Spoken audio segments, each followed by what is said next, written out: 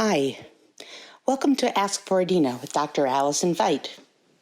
Today we're talking about enactments and the ways in which our scripts internalized in early life are played out later in life.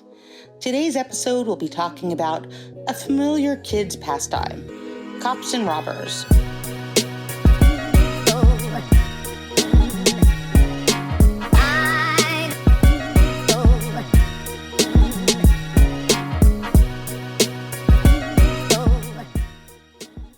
This first season of Ask Freudina is all about enactments. In this episode, we will be taking a closer look at the cop-robber enactment, where one person lays down the law and the other has the choice to comply or defy.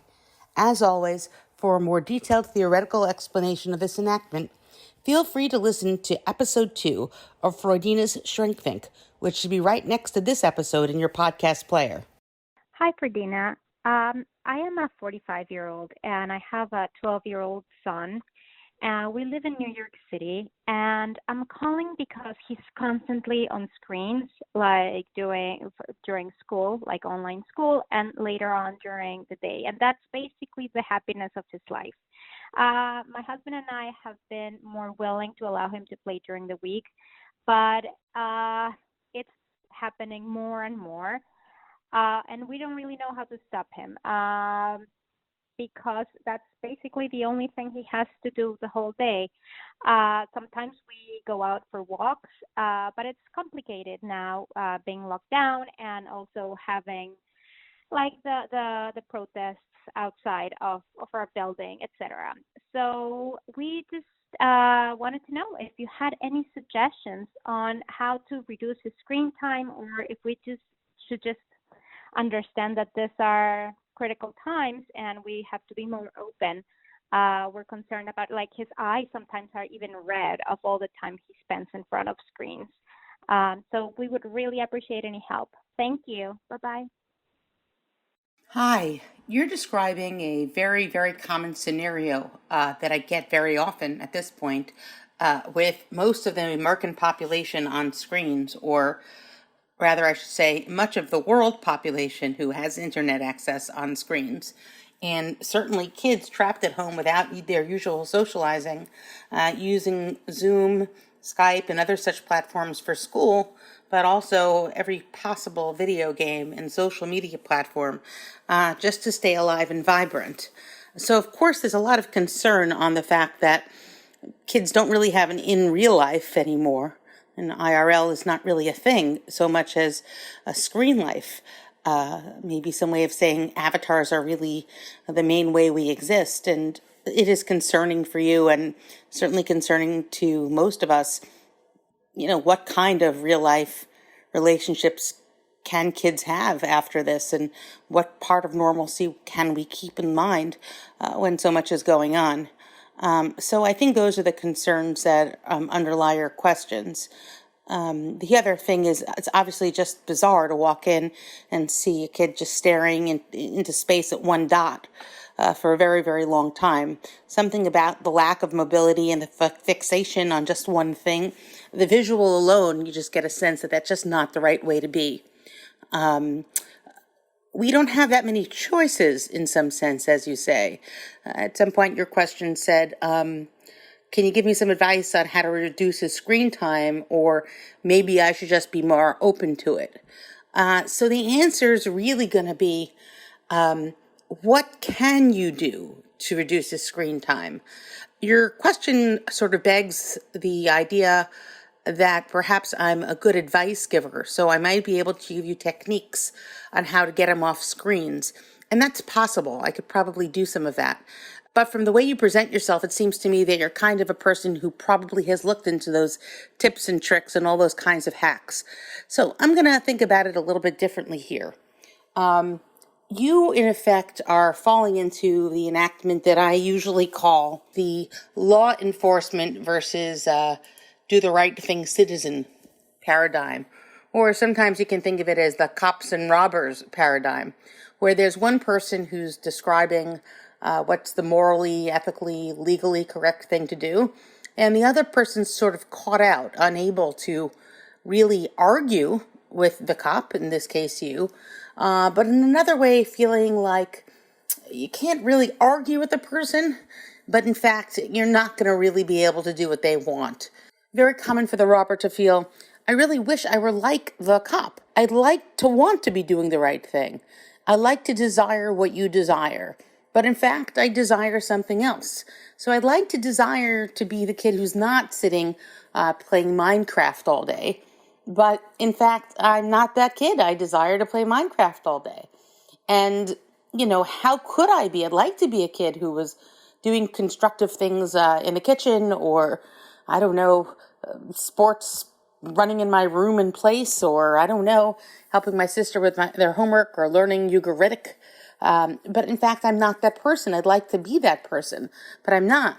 So the sort of effect on the kid is they feel bad about themselves in some way, that their morals are less than the parents. And the enactment becomes something about the parent going on and on and on about the law is, or the right thing to do is this, and the kid sort of justifying something they don't really believe in.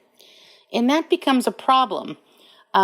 You can see when this, this doesn't sound like the case you present, but you can see this, if you observe your friends that are other parents, that there are many people who are always explaining very carefully to a child while a certain thing is the right thing to do or the wrong thing to do.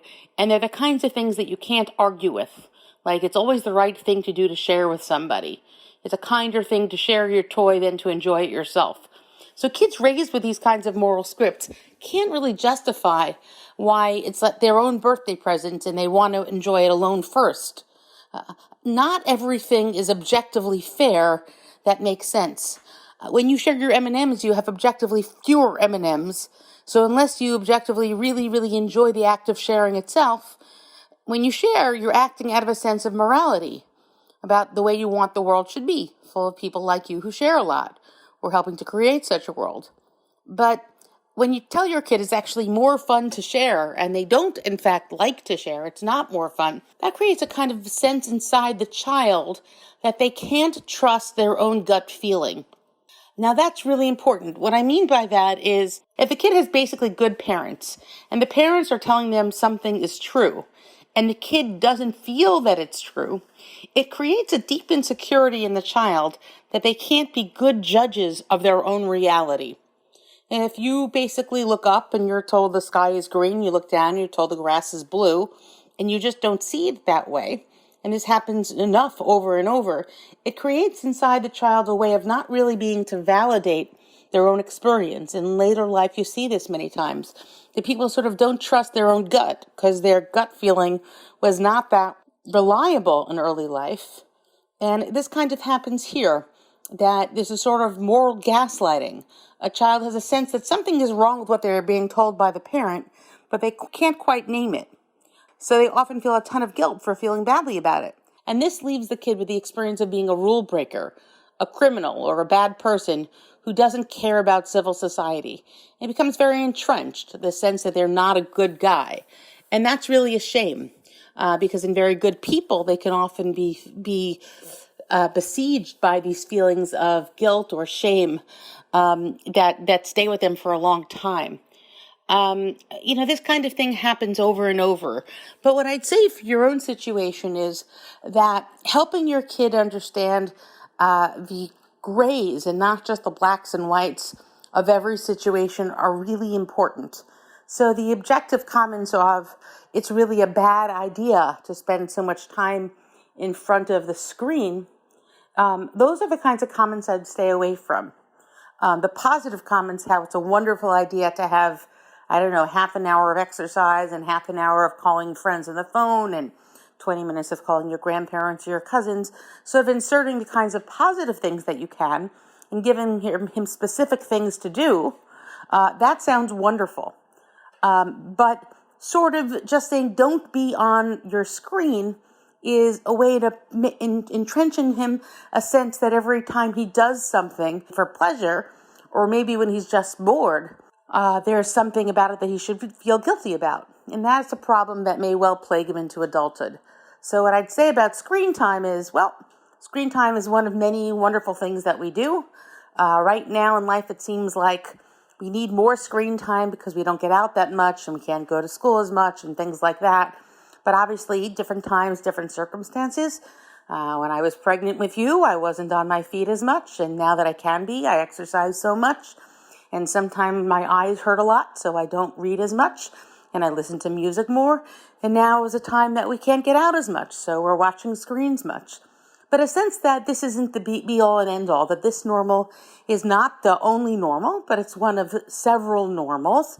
And that throughout time, we try to go with the flow a little bit. And again, my own advice on this is to feel no guilt yourself about where your child is. You're doing the very best you can. And it may be the very best you can is red eyes, to fill his day as much as possible with things other than screens.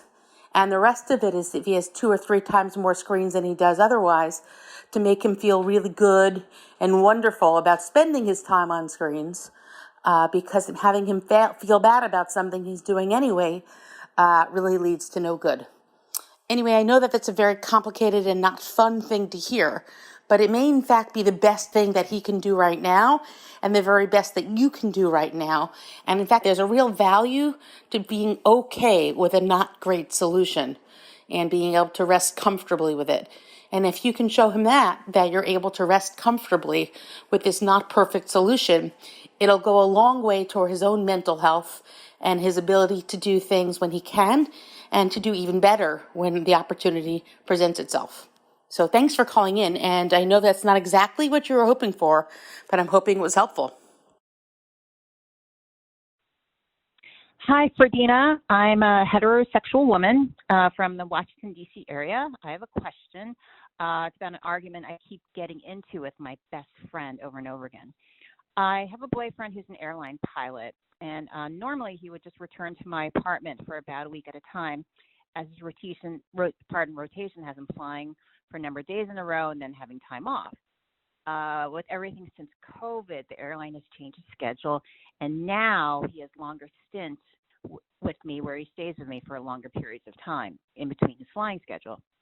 We're careful to pay attention to reasonable rules about health and safety, but I always have a vague sense of them doing something really terrible when we spend time together, and I feel that when I talk to my best friend about it. She's always reminding me that even the most careful and socially responsible people, make a point to not see people. And for me to not see him would be a very socially responsible thing while the pandemic is going on, because at the very most, it'll save lives. And because he's a pilot, he has a lot of exposure to many different people whenever he goes back to work and whenever he flies. And with his exposure to crew and people in the airport and other passengers, he's exposed to many more things than I am, with like my own, lifestyle and schedule right now.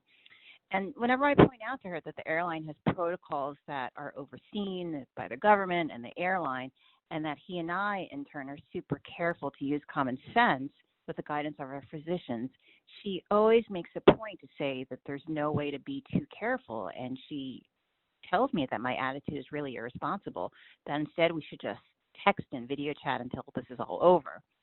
I think it's a little unreasonable for her to ask that of me, because who knows how long this can last. But sometimes when I talk to her, I end up going on long tangents explaining why it's not dangerous, and it bothers me that I feel the need to justify myself.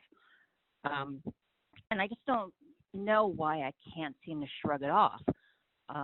And also, I do just want to ask, does it make sense, for her to make this argument with me? Because she has a sister who she sees pretty regularly, and she doesn't feel about that, maybe because she's related to this person and the pilot that I know is my boyfriend. I'd love your input. Thank you. Hello there, girlfriend of pilot. Good to hear from you, and really glad that you called in with this question. I think it's a really important question that's quite representative of what's going on in our country now. We're into, I guess, what's been dubbed uncertain times, where the certainty of even small things, going to the grocery store, going to school, going to work, hugging your friend, hugging your neighbor, hugging a grandchild, hooking up, all the things that people used to think about in a very different kind of way, taking some for granted and really enjoying the heck out of others, are now putting our physical sense of safety into question.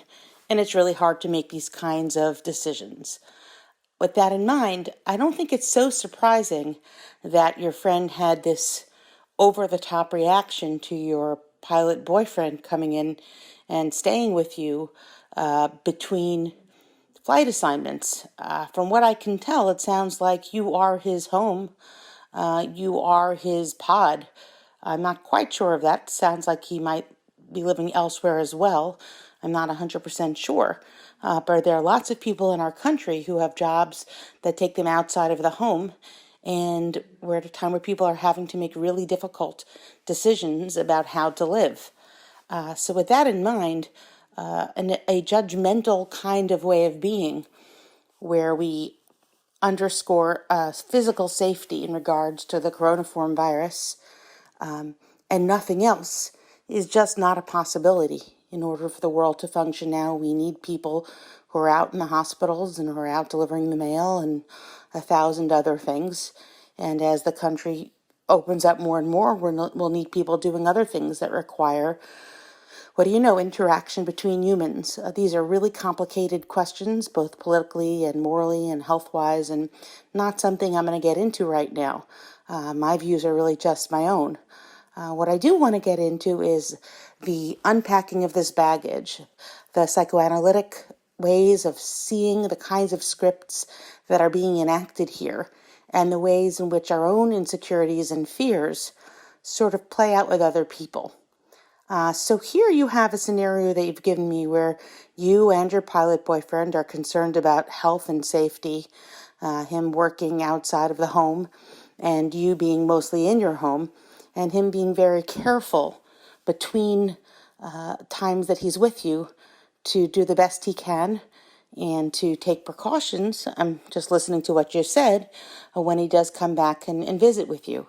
And I think that the best health and safety advice that we've gotten so far is to limit contact, especially in-person physical contact or intimate contact, to as small a pot as we can. And it sounds like you're not at all questioning how much of safety you're taking into concern, but rather that your friend is calling you and she's concerned, saying that you shouldn't be with him. And of course, anything we do, any level of safety that we do, there's always an additional layer of safety which we could be considering, right? So if we take cans in from the outside and we take the cans and we even boil the cans and we take them, they cool them and do 1,000 other things to each can of food that we eat, there are probably 15 other health precautions we could be taking with them. And I know people who aren't eating any produce because it could be that someone sneezed on the produce and we don't know how long the produce can hold germs, etc., etc. There are people who decided not to leave their house at all because of their own health needs and trying to be careful, ultra careful about their safety, either because of their age or pre-existing health conditions, or just because their risk to reward ratio makes them feel like they're okay at home and they don't want to get out. And on the other side, we have the cost of being inside the home. None of these things are anything that I'm really adding here, other than to say that it's odd. I mean, if the pilot and you were married and he was your husband, would your friend be telling you the same thing, that you shouldn't see your husband indefinitely? Is the fact that he's your boyfriend sort of different in some way? I'm just posing that in theory, I guess we could construct a universe where we all lived in separate pods and didn't see one another at all until this was over, and yet at some level it kind of gets absurd. If you're not paying enough attention to it, of course, you end up endangering the safety and well-being of others. So why is this such a puzzle for you? Why is it so difficult? I think once again we're finding ourselves in the cop and robber enactment problem. As you might remember, what I said is that somebody who is acting like the cop is there explaining very carefully why something is the right thing to do and something else is the wrong thing to do, in a way that there's no really arguing with that demands. The person has logic on their side. And yes, it is true that if you do not see your pilot boyfriend at all, it is safer than seeing him because he's been exposed to things. Even if you mitigate risk a whole big bunch, and many different health departments have talked about mitigation of such things. There's really good guidelines out there. I'd recommend, in particular, the New York Health Department has a wonderful guidelines out now. But even with that, mitigation is not the same thing as absolute certainty. And absolute certainty means not seeing someone. So as the cop, as the law enforcement agent, yes, absolutely, seeing anybody brings along with it health risks, and being alone in a bubble brings along with it health risks, I'd say, but not corona ones, a whole bunch of other ones. We do know a lot about isolation studies and the cost of being alone for long periods of time and the ways in which it shows up similarly in brain scans, something which I've alluded to in other podcasts. But again, real physical pain seems to be similar both in emotional pain and in the physical pain. So here we are, you have an enactment where she's acting like the cop, and you're feeling like the robber, you're feeling like the rule breaker. And the more that she moralizes to you that you should not be seeing him, the more and more you're feeling that she's right. And how can you argue? It's definitely much safer. And you're falling into that kind of pattern, which is no good for you. I'll remind you again that we want to live in a society with rule-oriented people who care deeply about another. But if you experience your friends caring about you as a rule for rule's sake, that, you have to be careful, exclamation point, exclamation point. It's not going to be taken in by you as someone who actually cares deeply for your being and is weighing carefully the pain of not being with your boyfriend for months and months and months on end with potential health risks. I don't hear anything in your tone that says that she's being deeply empathic and thinks that you're not being careful and that your assessment of exactly which precautions is the problem. Rather, she thinks, underline, you should not be seeing him. And that to me is really some sort of enactment, with her taking on all the more moral tones of it and you feeling like the chastised child or the rule breaker. I guess, another part of it that seems to happen, and I don't know if it's going to happen in your relationship, but I'm going to bet it will, is that this kind of posture often manifests itself in other that this posture may manifest itself in other subtle forms of contempt towards the individual, sort of a feeling that someone has to catch the other person before another transgression occurs. It can take the form of lecturing someone on their unethical natures of their behavior or their past transgressions, or you may just develop a sense that you don't want to talk to her about certain things, that you keep certain things from her, like when you go to CVS one extra time because you needed a prescription and she'll lecture you as to why you couldn't get it delivered. But if you find yourself kind of hiding things from her, that's really not a good scene. That's the kind of ways in which we begin to realize that we are being controlled by someone else. And we know that in controlling relationships in heterosexual intimate couples, it becomes something very dangerous, but it often starts out by one person manipulating another by finding out what they are and what they're doing and subtly telling them it's wrong. So if you find yourself kind of hiding what you're doing, because you don't want her contempt or you don't want her comment, you should be flagging it to yourself that you're definitely in this enactment.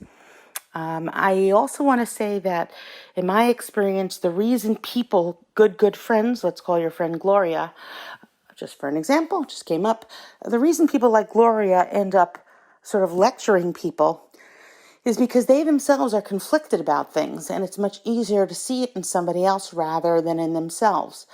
So you mentioned that Gloria is seeing her sister, and I'm guessing that Gloria really can't take in the dangers that she's exposing herself to, although she might have a very close relationship with her sister, so she isn't able to break off that relationship with her sister, or maybe a practical reason to see her sister, maybe her sister is ill, maybe they share a babysitter, but in some ways she's unable to see her own stuff. So she's projecting that onto you, seeing the risk in you rather than seeing it in herself. And that, again, is a very common thing. So with her own self, she's taking on perhaps with other people the role of the person who's being lectured to rather than the person who's doing the lecturing. So I think you're doing a cop and robber thing with your friend. I think that it's a very, very, very difficult enactment to move out of. But once you see that there are no absolute rights or no absolute wrongs here, and that the secret to life is living in the grays, I think you're going to go on to do fine things, figuring out your risks, making really good assessments, and perhaps even giving Gloria a tiny bit of help without an enactment, but in a loving, kind way, without moralizations, helping herself mitigate her own risk with her sister, not with contempt, not with "I told you so," but with an actual sense that you care about each other, that it sounds like you've been close for a long time, and you want to see each other healthy and well for many years to come. That's all about that, other than to tell you that if you're caught in this kind of enactment, you might want to look into your own childhood or people that have been important to you who obviously in the past, whether it's been church leaders or teachers or parents, but some kind of authority figures in your past that have led you to feel that doing the right thing is always very important and giving you a sense that if you aren't exactly on the straight and narrow, there's a problem. If you start thinking about your past and the ways in which these things have been coded into your internal script, you'll be at far less risk to fall into these patterns, into these roles in the future, and you will be able to flip your own internal scripts. If you need help doing so until then, give me a call. You know where to find me, 212-784-6820.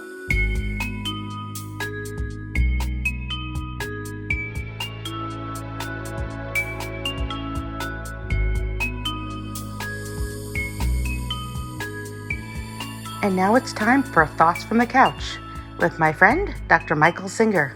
Hello, Dr. Mike. How are you? I hope the week's been good to you. This is Freudina. Hey, Freudina. It's been a good week. It's been as good to me as it could be under the circumstances. And how about you? How have you been? Oh, it's been totally interesting. That's all I have to say, because last week I promised you that when you were talking about death, destruction, and genocide, we would get to sex. And I did not know if you would hang in there for the whole week, but I am full of ideas and have basically been brimming with anticipation all week. What about you? I've been thinking about that since last week, the importance of talking about sex and health, especially under these particular circumstances. You know, New York. No, totally interested. Yeah, cool. Yeah, it renews itself because look, we're all thinking about sex because how can we have sex now? Those of us who are not living with a sexual partner are having difficulties with this. Masturbation may not be quite enough. So how do we do it? So New York City, released some rules for safer sex during COVID, and it made me think of, in a way that some of the things they suggested were topics of hookups before COVID. You would see them on Grindr, or some of them you would see in gay porn from the past, and now they're being brought up. They're being given a certain kind of wonderful legitimacy because they also happen to possibly be safer. So you and I have talked. I mean, we talk often about fetishes and other kinds of kinks. Fetishes being sort of a more moralizing tone or a sort of tone used in diagnosis, and kink being much more sex positive way of reframing the particulars that turn other people on, even if they don't turn on you yourself. And we are really interested in understanding kink and in people exploring those things that make them happy and feel good, and either enable other people to feel good or cause no harm, as opposed to the kinds of sexuality which is damaging to others. And I think we've often struggled, you and I, in conversation about like removing a sense of moral judgment. And I think a lot of what I'm seeing in terms of people struggling with this is that they have a vague moral sense that they shouldn't be having sex. And that's something to do with the pandemic or health, right? How could I be, having sex during this time? and an equal and opposing force of I need to have sex right now. I haven't touched another human being in forever, right? So I'm seeing a lot of those opposing forces internally. And me really speaking to people about, can we talk about this from a practical point of view? What actually makes sense here in terms of health and the moral sense, those kinds of feelings that are coming up, are these actually psychological problems, or are they parts of you that are feeling distress, or are they real health concerns? And that's one of the things I've been thinking about. Some of the fetishes we've talked about are actually fantastic, right? Because COVID has brought with it a whole host of things, as I think we've talked about a little bit, things that are or have been around and about and are now finding a new space for them. Do you mind sharing with me a couple of the ones that you've thought of and found this week? Sure, I'd love to. I think what's interesting is I'm going to mention a couple of examples, and they're examples of what might have been considered kinks in the past, but what do you do when the circumstances have been completely reversed and a kink could save your life because it could allow you to have pleasurable sexual activity? And yet then we wonder, of course, maybe you and I will talk about afterward, how do we manage the usual guilt that goes with it? One particular it might have been regarded as a kink or dissociative issue would be the issue of glory holes. Now, New York City, in its suggestions that came out last week, suggested that walls could be sexy, suggesting that glory holes might come back into fashion. And what it made me think of specifically is that on gay porn sites pre-COVID, there was often a setup for glory holes, which was an ostensibly straight man would be lured into using a glory hole by a girl and a woman, a young woman, who would entice him through the glory hole and say, come this way. You are going to get the most wonderful oral sex performed that you could ever imagine by me, Patty, or whatever her name would be. But then once it started, what would happen is the woman would step away and a man would take her place. And so the whole, the premise, the MacGuffin, you might say, of the glory hole was that this man was unknowingly, unwittingly being serviced by another man, which would be Mike, it's so interesting because the dichotomy you're setting up there is between a woman seducing someone and then it becoming a man in this kind of bait and switch kind of thing. But I noticed, of course, your Freudian slip, which I think you probably picked on yourself, between a girl and a woman. And I'm wondering what you make of that there. One being a sort of when we're talking about the slippage between legality, morality, and pedophilia versus LGBTQ issues. And I'll mention that you've been an out and proud gay man for how many years? Well, I would say since about 1974, however many years that is. Many years. Yes. So it's sort of interesting to me, the slippage I was talking about between when people feel that they're doing something wrong or bad. There seems to be a way in which we categorize, okay things and negative things. And they fall into these large categories rather than into these parsed out things. So there's something about the way in which the person was tricked into thinking that he was receiving oral sex from a woman, or rather than a man, that was the way in which he basically was engaging in non-consensual exchange, thought it was somebody else, and that there's a way in which the word girl came up, and that, of course, would be pedophilia, which has both clinical and legal issues. But in our minds, right, this slippage and this sort of teasing apart what has and hasn't been consented to makes it all a little bit murky. What do you think of that? Allie, that's a great description of that slip. And I wonder that is there something in the anonymity that can scare us? the sense of not knowing who's on the other side of the wall, and could it be humiliating, and is that a bad thing? Is somebody being taken advantage? I think my Freudian slip was associating that sort of trick to, as you say, other bad things that people do that are condemned, like pedophilia. When in fact this seems, for some reason, like a common theme in porn is someone being tricked into doing something that unawares other people are then watching voyeuristically and getting off on watching. So one of the things I guess I really am interested in is this idea of consent and non-consent. And you and I, have talked a lot about the ways in which what's great about our relationship is that we both seem to have a comfort with one another, that we can sort of share things and call things out without the usual, I'm so sorry, I don't mean to hurt your feelings. Like, you are an out and proud gay man, you make a slip between girl and woman, you correct yourself, and I'm just explicating it for the audience because obviously you and I have been through this a few hundred times, but there's no sense that I have to watch out for your ego. And there's no sense in which you have to be defensive. One of the most wonderful things I think about being in pretty good mental shape, which is I think the point of the podcast and the Freudina brand, is that you should be able to look at these slips with curiosity and interest, rather than with a sense of feeling bad about things. So you're defensive about being called out. And I just wanted to point out to the listeners that this thing that happened organically between us, that I said, you said girl, then you said woman or lady or woman, something like that.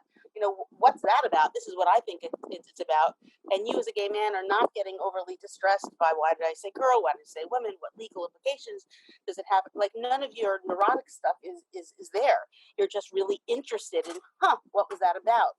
So that's perfectly, I think, when we talk about being lowering your defenses or not engaging in enactments. To me, that was an example of what you and I did successfully. But of course, if you have other thoughts on that was not successful, let me know, because we're all into transparency, or at least that's what we're talking about. Well, I think one of the major things that you bring to Freudina is a sense of being so clinically astute and so aware non-judgmentally and in a way that is not triggering. I find that to be very valuable in our friendship, as you say, that we can say things in a way that does not imply any kind of negativity, that does not imply any kind of judgmentalism about personal proclivities. And that is so important in these times when people are tending to be self-critical and depressed and anxious, to be able to understand what it means to be also non-judgmental and just having a good time, but in a real way. Yeah, and I guess part of what I'm also thinking about, what's so great, Mike, when we're supposed to talk about sex, we talk about serious stuff, and we're supposed to talk about serious stuff, we talk about sex. And here we're supposed to about sex, and here we are talking about serious stuff. So listeners who tuned in for the sex episode today, in Thoughts from the Couch, I apologize, Mike. We're going to have to do it next week. We owe that to the listeners since we're being serious, if that's okay with you.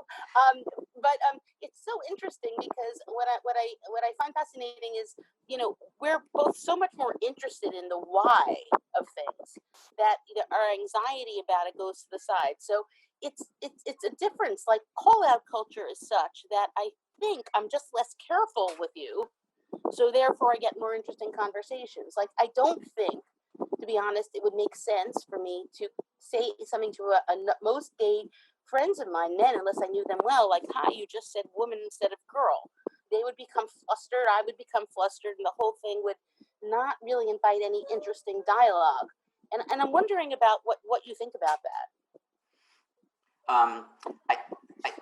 I think that you're right. It's the interesting dialogue that seems to be so important. Do we need to justify our humor? Do we need to justify our lightness as if it's not enough? I think in our professional lives and also in our relationship, the why is important. The why, I think, is something we do in our professional lives, but it comes from the fact that we do it in our personal lives. And why can be a humorous question as well as a serious question. Now, I think it's sort of funny, for example, when grown men refer to their girlfriends as girls, or even that we say girlfriends. But someone over 40, are they really having a girlfriend? Is it trying to sound younger? Is it trying to infantilize women? It's an interesting use of the word. I said girl, and suddenly I thought, wait, girl means someone under 18. How could that possibly be? What could I have said? And so the back and forth between why and how and what is so important. But how do we keep the how is how do we say it in a real way, but something that allows the play of humor to have its role as well.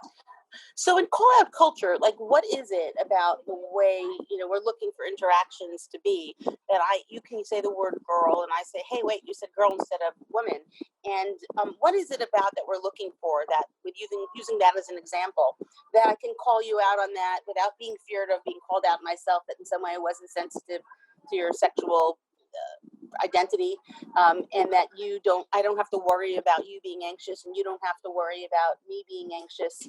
I realize in the analysis, maybe you become a little anxious or and such, maybe invite that neuroticism. But I guess there's something about the freedom of that I'm looking for in other things. And why is it that there is such freedom around the examination there? Do you have a sense of that? Is it because we've just known each other a long time or something else? We've known each other and we're both interested in motivation. It didn't, when you brought up girl, woman, it made me interested in why I had said that. Is there a way to have a healthy and fun-loving interest in what caused me to do that without taking it as something that was just incorrect or silly or uncalled for, let's say? And I want it to be a joyous experience to have that explanation, to have that investigation of why someone says something. And I think it's true professionally as well as personally. I know that you do that too. You're very out there from our many conversations with how you are with your patients. And I also try to maintain that similar playful, serious mix of how we wonder about these kinds of motivations.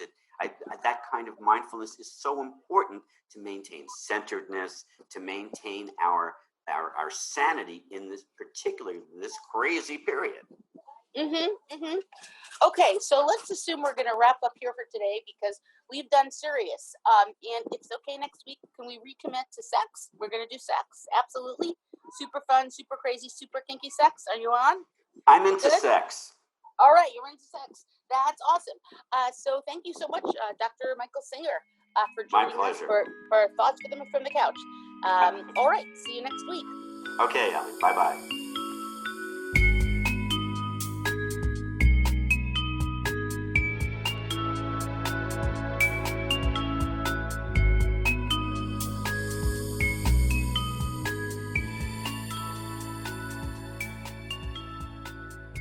Hi, I am a married male from New York, and my problem is I am married to a dentist who is currently not practicing because of COVID and the risks associated with COVID, but that is driving her crazy, being at home with the kids and homeschooling and cooking and cleaning, etc.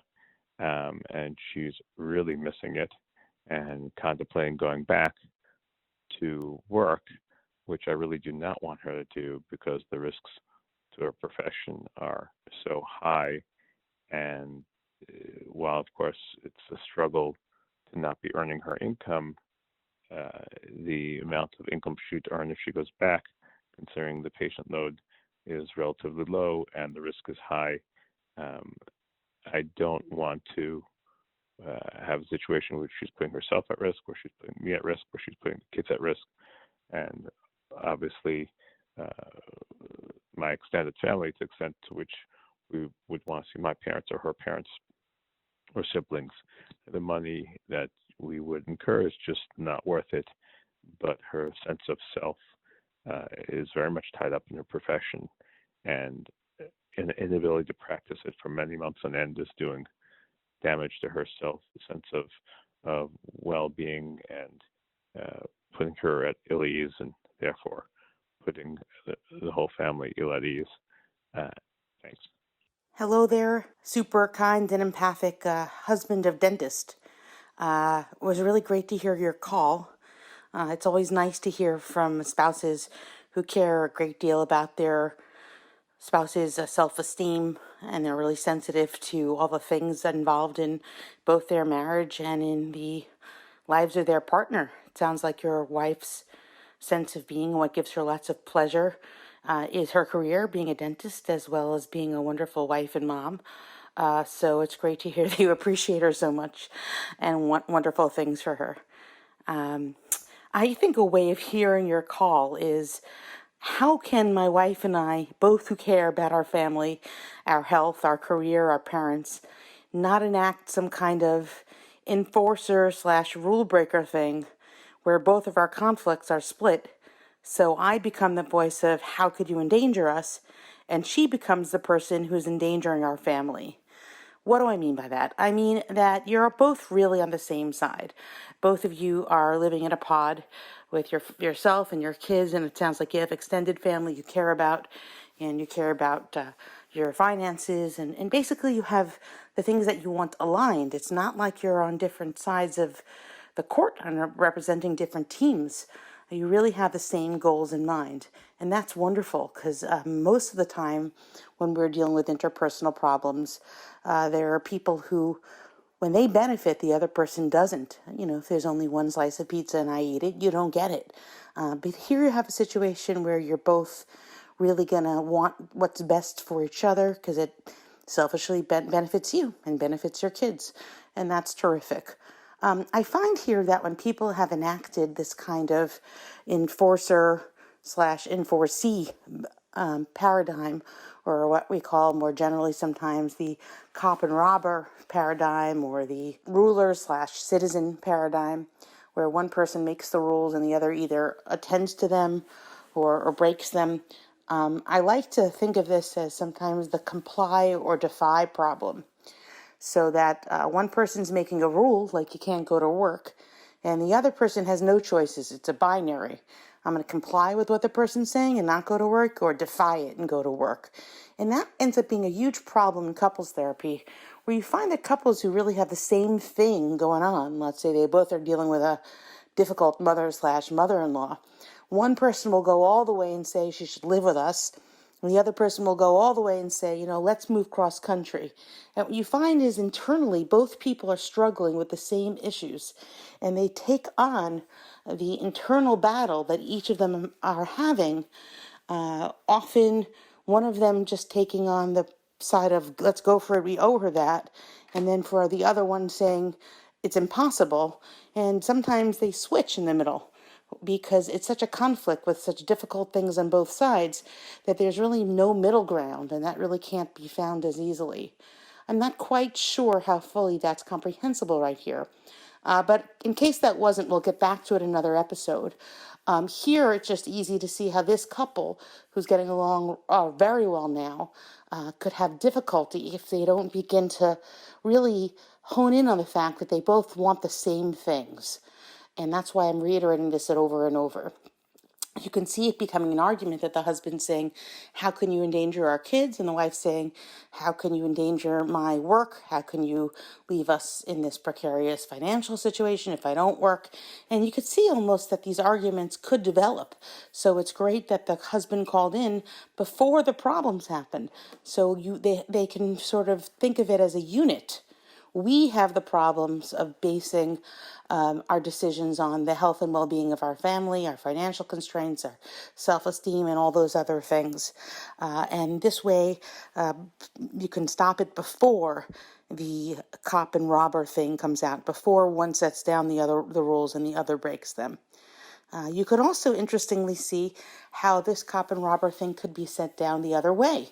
It could be the wife becomes the rule setter, right, the cop, and the husband who becomes the robber.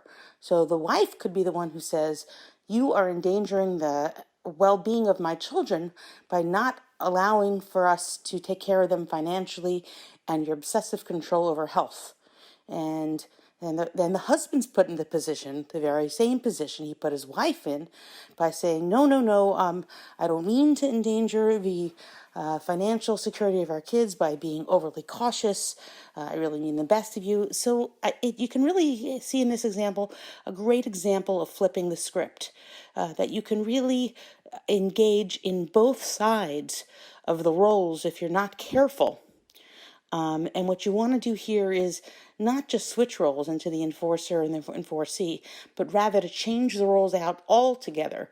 So instead of being one person creates the roles and gets very anxious and the other one tries to break them, you want to create new roles entirely of two people working together, maybe a better model of both of you rowing the boat towards the same destination, maybe facing different directions so you can have different perspectives on what's going on, but you're both united. Even if you see different things a little bit, you're both united with the same goals.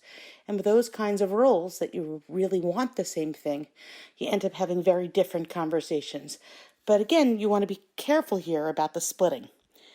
Okay, I just think this is a brilliant call, and I'm just so grateful for this husband who called in before things got dicey with his wife. I hope as things open up, you end up both being able to return to your work and that your kids thrive.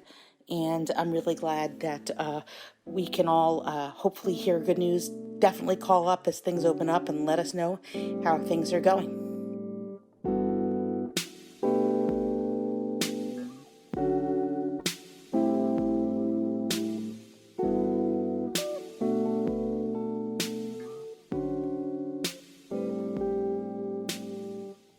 So I hope you've had a chance to listen to our callers of the day.